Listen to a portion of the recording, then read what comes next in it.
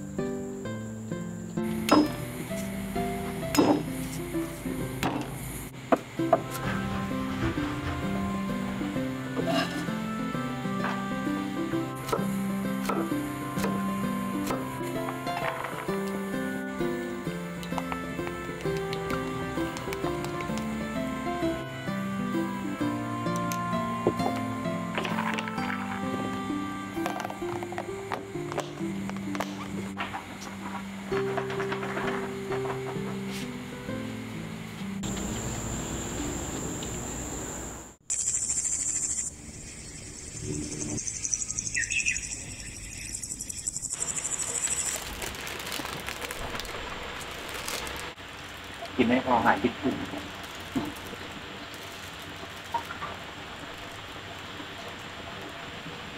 ก็คือดูก็มาตรงๆนะดูที่ใคร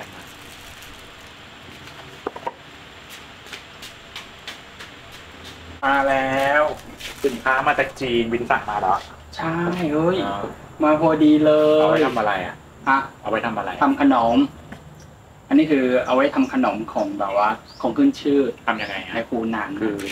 ใช้ยังไงก็จะเอาแป้งใส่ในนี้แล้วก็ไปทอดอร่อยมากมาพอดีเลย7 วันก็ถึงนะดีมากทำเลยเนาะกัน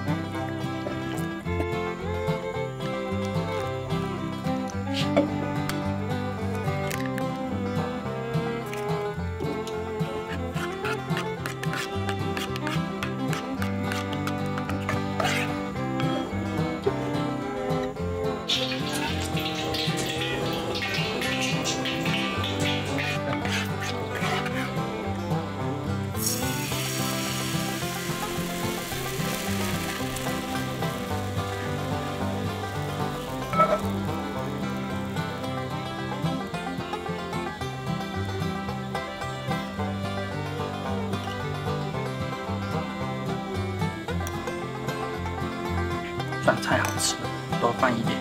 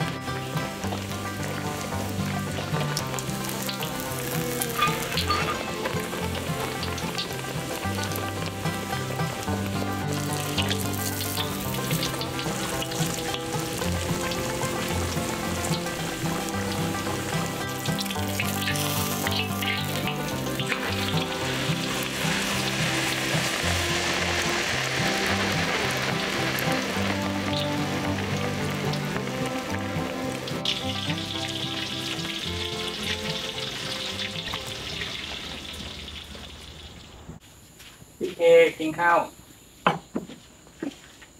มา เสร็จแล้วเลย อย่า โอ้โห มีดูน่ากินไหม ขอชื่อเมนูก่อน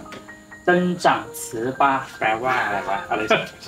18 พี่เอาตัวนี้ไปอันนี้ก็ตัวสุดท้ายขึ้นเยอะมาก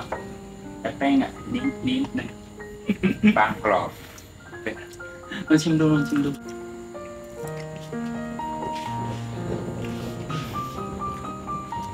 เนื้อนุ่ม แต่เป็นกรอบ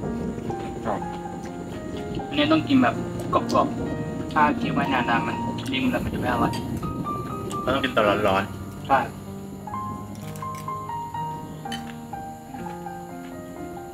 ซ้ำเลยหรือว่ารสชาติเหมือนเลย ๆเหมือนอ่ะ อร่อยมาก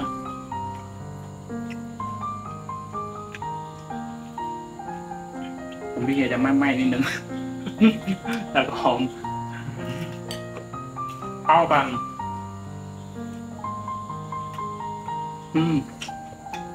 เมื่อก่อนนะเราไปตลาดอะคือแถวบ้านเราอะไม่ได้ว่าตลาดมีทุกวัน147ก็คืออะไรนะวันจันทร์ กันพฤหัส ใช่ อาทิตย์ ใช่มีแค่3 วันแค่นั้นเอง